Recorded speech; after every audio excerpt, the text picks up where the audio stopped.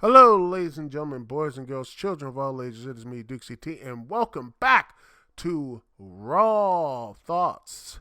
And man, what an episode of Monday Night Raw, ladies and gentlemen. Well, let's get it started because there's been some good, some bad, and some things in between. First things first, we had a nice little confrontation between the World Heavyweight Champion and Damian Priest. So Damian Priest is now seeing through Gunther's vibe, as it were, as he says, that he doesn't have the killer vibe. He's lacking the killer instinct. And now it looks like that problem of him basically seeing doubt. And once Cody pinned him, is the ring general shook? Is he lacking confidence? Even when you had Kaiser, his main dude, tried to, come up and do all this type of stuff for him, it felt like he shut him down. Is there some dissension here? Is this going to lead to it? Is Kaiser going to have to take the reins of Imperium? Or will Gunther, like I said, it's not the one, the old song says, you never see the shot that takes you down. So maybe Kaiser is like, I can't deal with this weakness. I already dealt with one weak man in Imperium. Maybe it's time for me to take out another. That's going to be interesting. Next up, we have the returning Dakota Kai teaming up with her besties and Damage Control, taking on the Pure Fusion Collective. And man, I feel so bad for all of them, but they just don't connect to the crowd. The Pure Fusion Collective don't connect to anyone. They're just it just feels like they're just so bland and just, I feel so bad for Sonya Deville and and Baszler, because those two are, when they're on, and Blazer, and I think Joey Stark is athletic, but they teamed her up with Trish Stratus, and that didn't do anything for her. They tagged her tag team with Baszler, and that didn't do anything for her. It just, man, they should have put that world title on her, the women's championship on Baszler at WrestleMania 2020. It just, every day I look at that, it just feels like it's just a waste. She's just a kick-ass fighter who just never really gets the job done, which is just really sad. But at the end of the day, PFC lose as the reformed Damage Control wins and look like to be on track to do some things. Next thing, you have Sami Zayn and the Yeet Man Jay, and then his brother Jimmy, trying to look for a fifth member for War Games, even though I think most people will agree 4-on-4 would not be the end of the world. But hey, all of them got to talking. First up, I think you saw Jey Uso talking to Rey Mysterio, which, looked like Mysterio maybe said, don't call me, I'll call you type of thing. But then again, they're busy with American Made. And they maybe don't want to deal with Roman and all the other stuff. Then you have Sammy going after, oh my goodness, Seth freaking Rollins. Why? Why would you do such a thing? Why? And I'm going to say that Seth basically said no.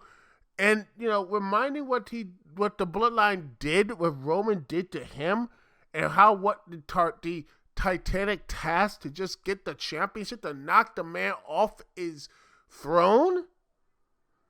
What type of person would team up with him? But then I look at Cody and, well, yeah, Cody did do that, which is just,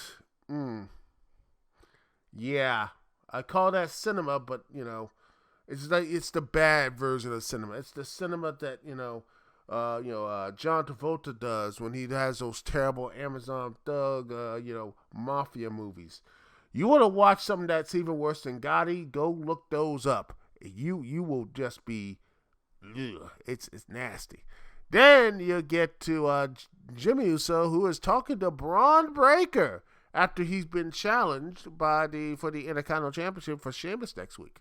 Well, it looks like he's just going after the Intercontinental Championship again, so well, sure, why not? So but before that, he's talking to like, hey, let's talk. So it looks interesting. And then we get to Kofi versus. This started like you have Kofi and Kofi and Xavier. Shout out to Xavier wearing a Baron Corbin T-shirt. Probably got that for $5. Anyway, they are continuing their dissension, their little bit of a tiff with each other as him being the quarterback, as him taking on Pete Butch Dunne. And then, the match went back and forth. It was a decent little match.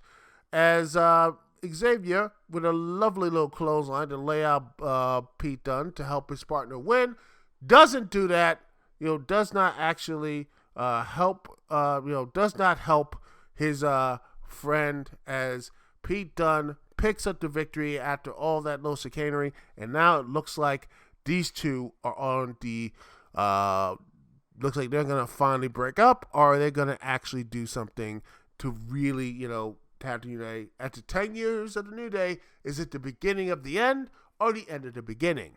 Who knows? Anyway, we have Dominic Mysterio and the rest of the Judgment Day in their little clubhouse. Oh, look, they got their PS5 again. Yay! And Finn being, Finn basically going after Dominic Mysterio. Boy, you won one big match. You think you're better than everybody else.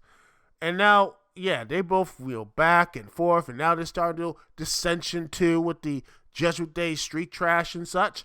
So, it looks like it's going to be Judgment Day, the team representing the Judgment Day, Dominic Mysterio and Carlito teaming up to take on the War Raiders / Viking Raiders / Viking Experience / War Raiders again. So really good segment. So much dissension here.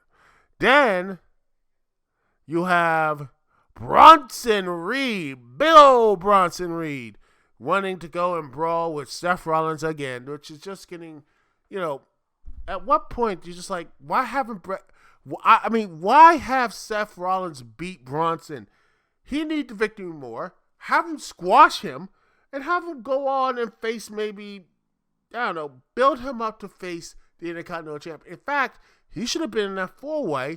It looks like he was going to win. Have Seth Rollins cost him, and you build up to a match for Survivor Series. Make it a no disqualification match. There you go. Another match for Survivor Series and such. So, I think that could have been very interesting. But instead, no, they just have fight, and everything else. And then, we get to the whole, that sort of thing here. When they talk about, Seth and teaming up with the Bloodline and everything else, and he says, hell no. Next up, you had Kaiser, taking on Damian Priest. Good little match. Kaiser always been, doing these little things, and I'm like, man, this dude might be the next guy up. And honestly, I wouldn't be mad if he actually did the impossible and beat Gunther for that belt. I mean, he is getting better and better every week, and I think he has that world championship. He has that world championship, that energy. He's slowly getting that energy because I think he's getting better and better week after week after week, and I like that. And also, at the end of the match, you had a nice little stare down as Gunther looking a little bit on the edge. Like, has Gunther, the ring general, losing an edge, and Damian Priest having a lot of momentum. Looks like he's finally going to get his championship match. Now, finally getting his championship match, and also getting his gold back. And then we get to our surprise little, segment here. The Miz coming back from the Wyatts or whatever. And then, oh my goodness, the Karrion Kross's fun little gang, the Gang of Misfits, I don't care. Final Testament, Final Testicles, Black and I don't care. They kidnap them, they take the Miz, and they said they're going to break his legs. And honestly, every time I look at them, I'm like, AOP should be dominating the tag division. They should be just killing everybody instead of just being basically just, they're just like mindless goons, and I hate that. They should be so much more. And that's why I feel like they should be so much more than what they are right now. Anyway, it looks like it was all over as he says, oh, you're going to break the legs and everything else. He wants the Wyatts, and then the Wyatts come out, and then, the Wyatts come out, and look at him. He's, Miz got busted open somehow, and then next thing you know, the Wyatts came out. Looks like he was defending him or something like that. And then, bam, Miz hit him with a steel chair.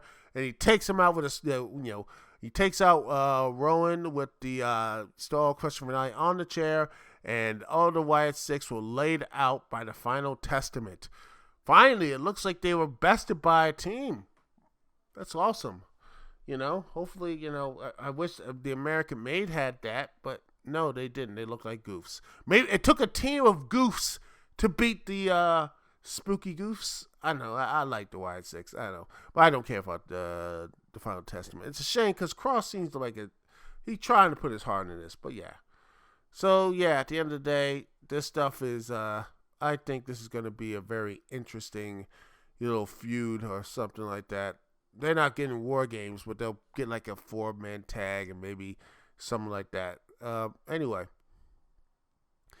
And then you get old Solo trying to get Seth Rollins to join his team. And Seth said, you know what? The next time you want to be in the ring of Roman Reigns, he's going to stomp his head and he's going to beat him. He's going to bash him. Solo's getting excited because he says, you know what? But at the end of the day, I will never join forces with a wannabe Roman Reigns. And that got Solo pissed off, but also Jacob Fatu. I mean, they're setting up a lot of stuff with Jacob Fatu. After he dealt with that charity stuff, by the way, which is a whole other situation and everything else. But yeah, Jacob Fatu is getting set up against Braun Breaker. He's getting set up with Seth Rollins. He's already doing some stuff with Roman Reigns. This dude is on the fast track to be not just the U.S. champion. I think he's be world champion by maybe 2027. That's where I see that. Then you have the main event as the women's tag team championships are on the line as the challengers, the number one contender, Liv Morgan and Raquel Rodriguez, takes on Jade and Bianca Belair. And this was a match. It was good. I mean, Liv did most of the stuff, and Raquel is okay. She was okay, and honestly, they both did. I mean, I just didn't really care for this match at all. I just have most women tag matches are not really my thing. Unless I really care about the competitors. So basically, if it's not Damage Control or versus Jade and Bianca, I don't care for any of them. I don't care for any of the tag teams and such. Anyway, during the match, for no reason whatsoever, other than to say we need to have the ladies' version of a War Game. So, Tiffany and Nia Jax come in and help out Liv and Raquel, even though a couple weeks ago during Crown Jewel they couldn't stand each other and they were fighting against. And somehow, yeah, that makes total sense. And then you have Naomi show up, and after Io Sky and everything else, Io Sky, she helped out, and Naomi helped out, and I'm like, when I look at Naomi and Nia Jax and Tiffany, I'm like, brand extension? What's that? Who cares? But yeah, it's just this we'll just look, we have nothing to do with these ladies, so yeah, I guess they're gonna have a War Games match. Sorry, Io, your match is gonna probably be next week or a week later, and it's gonna have all of the run-ins, all of the craziness, and after that, Liv Morgan is going to win, and it's just gonna be like, well, we're gonna have this. We have to hold the championship until Rhea Ripley is 100% again. and then have her take it at WrestleMania. That seems to be the plan, and that seems to be the plan going forward. And I am just, it's a rush job, and you could tell it's a rush job. And I really wish that wasn't a rush job because I really do want a women's War Games. But honestly, the best War Game match they should have had the women's War Game back in NXT, that 10-woman tag match. That's the War Games match. That should have been the War Games match. That right there. That could have been the War Games match right there. And no one would have been mad. It would have been a nice showcase for NXT. So it just seems to be we need to do this. It's a pointless thing. It's pointless, and it seems like they just can't really do much. It really frustrates me. I wish they could do more. Instead, it's just this, we have nothing else to do with you. So here you go. Tag match. Yay. Anyway, that's it, ladies and gentlemen. Thank you so much for watching. Thanks for listening. This is Duke CT here. Peace and love. I will see y'all when I see y'all later.